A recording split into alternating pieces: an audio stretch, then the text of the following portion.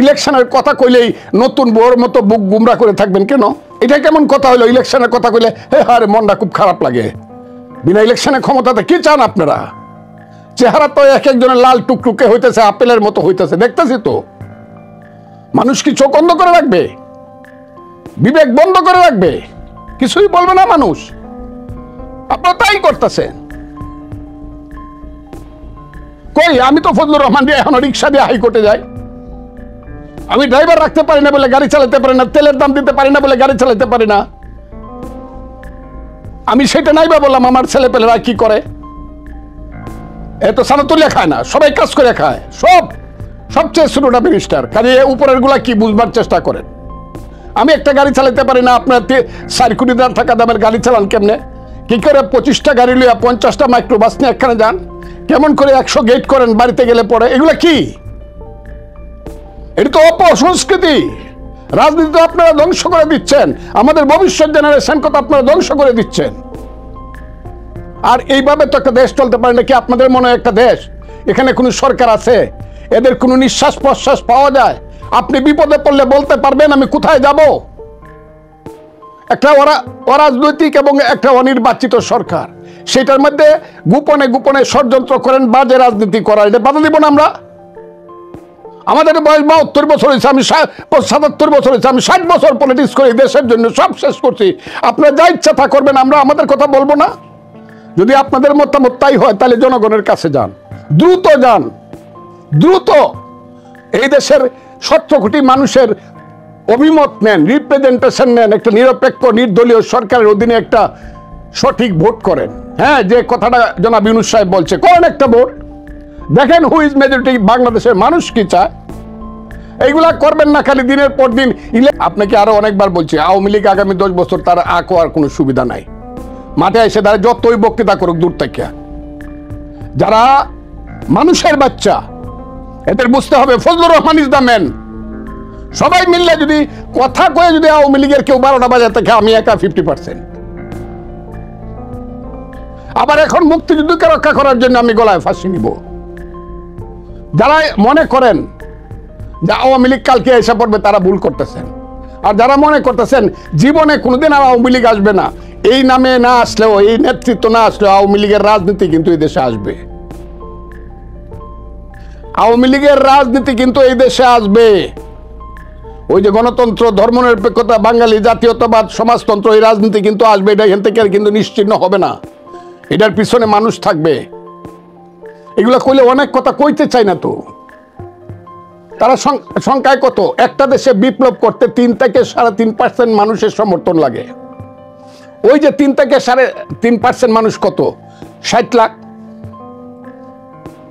কথাটা খুব বোঝার চেষ্টা করেন।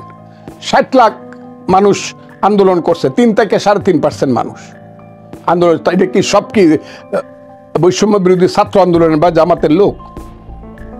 এর 90% মানুষ হলো সাধারণ মানুষ, হলো বিএনপি, যারা 14-15 বছর যাবৎ জীবন যৌবন শেষ করিয়া জেল জুলুম অত্যাচার সবকিছু নির্যাতন সহ্য করিয়া, মা মরছে দেখতে যেতে পারে নাই, জেলখানায় ছিল, বাপ মরছে জানাজায় গেছে পায়ে ডান্ডা বেরি, সেই বিএনপির কর্মীরা জীবন যৌবন শেষ করিয়া এই হাসিনার গলা পর্যন্ত দম আটকায় দিছে। এরা তো হইলো দাওয়ালের কাম করছে।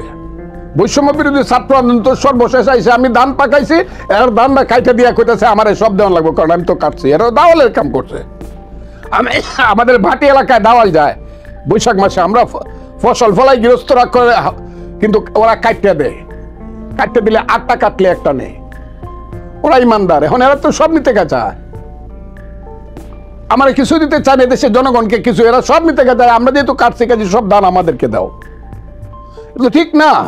এটা ছাত্র জনতার আন্দোলন, সারা দেশের মানুষের আন্দোলন। এটা কাজে ক্রেডিট যদি কিছু থেকে থাকে সমস্ত দেশের মানুষের।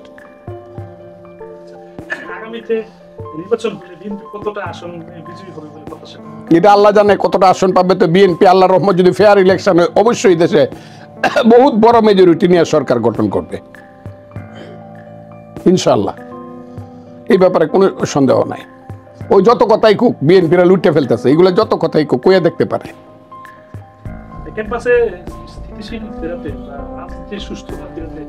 ছাত্র শিবির এবং ছাত্র দলের সম্পর্ক এদের কারো কোনো রাজনীতি এখন পর্যন্ত, ছাত্র শিবিরের রাজনীতি হলো এক দেশদর্শী। আবারও বলছি, ছাত্র শিবিরের রাজনীতি হলো এক দেশদর্শী। এই রাজনীতি পৃথিবীতে আধুনিক জগতে কি হবে আমি জানি না, তারা করে দেখতে পারে। হয়তোবা দেখা যাবে কিছু কলেজে তারা ছাত্র সংসদ, চিটাগাং ইউনিভার্সিটিতে ছাত্র সংসদও পাইছে, বিভিন্ন জায়গাতে কিছু পাইছে, পাইতেও পারে। কিন্তু ছাত্রদের যখন হুঁশ আসবে, ছাত্রদের যখন হুঁশ আসবে, তখন তো এটার পিছনে যখন বুঝে ফেলবে এরা এই, তখন আর কিন্তু যাবে না।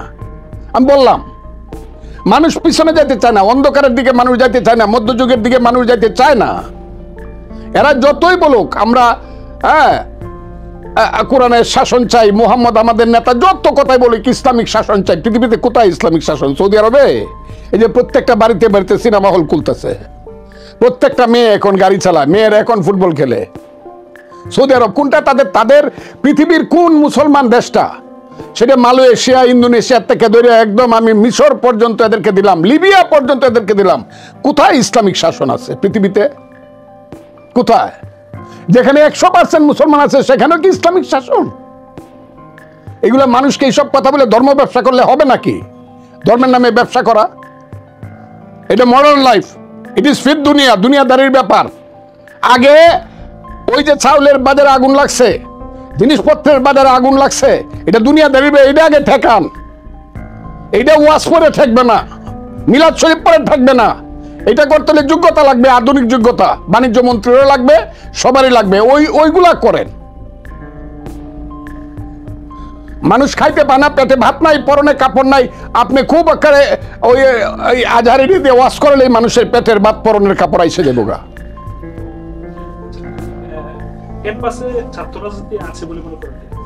না, এখন কোনো ছাত্র রাজনীতি না, আমি এটা বিশ্বাসই করি না। This is not student politics.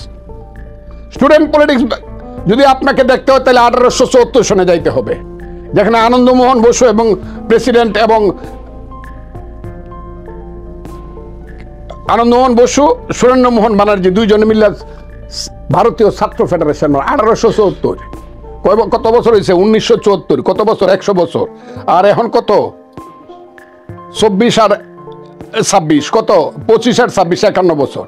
151 বছর আগে আনন্দমোহন বোস এবং সুরেন্দ্রমোহন ব্যানার্জি ছাত্র ফেডারেশন বানাইছিল। আর ছাত্রলীগ বানাইছিল, তার নাম কি জানেন? তার নাম আব্দুল ওয়াসেক। শেরে বাংলা একে ফজলুল হকের হাত ধরে বঙ্গ মুসলিম ছাত্রলীগ হয়েছিল, সোহরাওয়ার্দী নাজিমুদ্দিনদের হাত ধরে। এগুলো বুঝতে হবে সেই রাজনীতি কারা করত। না বুঝে এখন যারা এরা ছাত্র রাজনীতি করে, বেশিরভাগ যারা নেতৃত্ব করতেছে তাদের কি অবস্থাটা আমরা দেখি। বলে লাভ নাই, আমিও ছাত্র রাজনীতি করছি। এখন আমার মনে হয় যে আল্লাহ, আমি বোধহয় ভুল করছিলাম। পরিচয় দিতে চাই না যে আমি ছাত্র নেতা ছিলাম। বিএনপি কি জিয়াউর রহমানের আদর্শের ভিত্তিতে চলছে বলে মনে করেন? জিয়াউর রহমানের আদর্শ হলো মুক্তিযুদ্ধের আদর্শ। এই আদর্শের প্রতি বিএনপি আছে। মুক্তিযুদ্ধ ছাড়া জিয়াউর রহমানের সৃষ্টি হবে না পৃথিবীতে।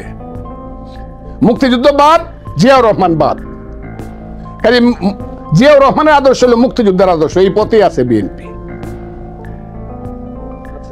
তারেক রহমান যদি দেশে আসে তাহলে কি বিএনপি সাংগঠনিকভাবে আরো শক্তিশালী হবে বলে মনে করেন? মাস্ট। তারেক রহমান যেদিন বাংলাদেশে এসে পাড়া দিবে, তারপর দিন থেকে বাংলাদেশে যে রাজনৈতিক সংগঠনটা বিএনপি গড়ে উঠবে, অঙ্গ সংগঠনগুলো ওনার উপস্থিতিতে, ওনার হাত ধরে আমার মনে হয় অনেক বেটার অর্গানাইজেশন হবে। এটা তো বলার অপেক্ষা রাখে না। এখন এত দূর থেকে তো একটা লোকের নেতৃত্ব দেওয়া, না দেখে, না বুঝে, না শুনে, সবকিছু খালি অন্যের মুখে শুনে, অন্যের কথা শুনে, এটা তো সম্ভব না। নিজের চোখে দেখে যে সংগঠনটা চালাইতে পারবে, এটা তো অনেক বেশি ভালো হবে।